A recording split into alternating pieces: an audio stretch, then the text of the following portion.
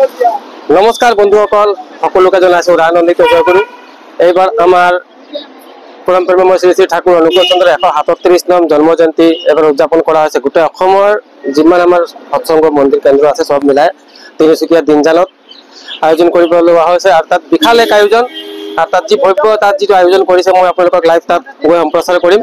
এতিয়া আমি মৰাণৰ পৰা আমি দিনজানলৈ যাত্ৰা আৰম্ভ কৰিছোঁ। নমস্কাৰ, জয়গুৰু। প্ৰথমতে আপোনালোকক দেখাইছোঁ মৰাণত শাৰী শাৰীকৈ পাতি থোৱা আমাৰ গাড়ীসমূহ। আমি মুঠতে 3খন গাড়ী লৈ মৰাণৰ পৰা যাত্ৰা আৰম্ভ কৰিছোঁ।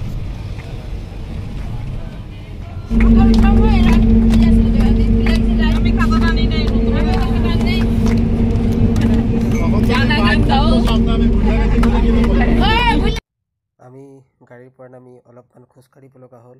বলক মন্দিৰৰ জয়গুৰু।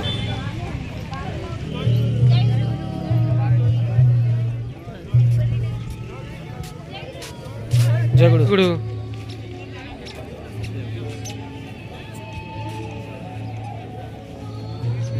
জয়গুৰু।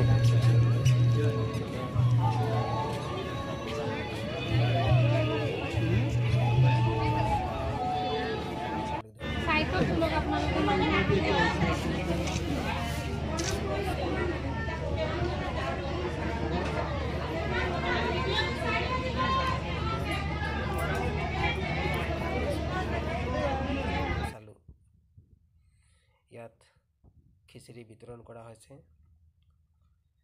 মানুহবোৰ খোজকাঢ়ি আহি আছে খিচিৰি প্ৰসাদ গ্ৰহণ কৰিবলৈ। বোলক আপোনালোকক অকণমান দেখাই দিওঁ। এই তাত খুব সুন্দৰ এক আয়োজন, আৰু এই উৎসৱত ইয়াত যিসকলৰ স্বাস্থ্যৰ অৱনতি ঘটিছিল, কিছুমানৰ গৰমত গা বেয়া হৈছিল, তেওঁলোকৰ কাৰণে স্বাস্থ্য শিবিৰ ইয়াত মুকলি কৰা হৈছিল।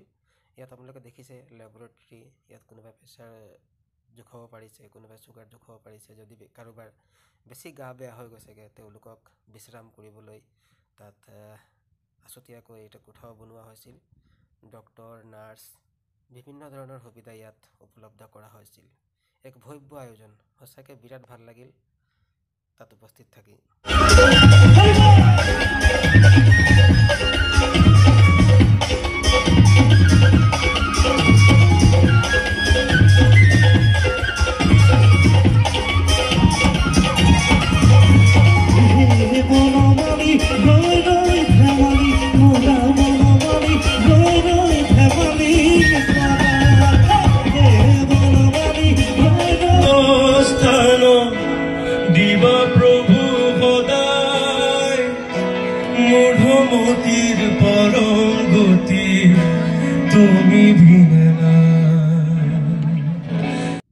এই জন্মোৎসৱত ভাৰতৰ বিভিন্ন ঠাইৰ পৰা তাত বিপণীসমূহ খোলা হৈছিল।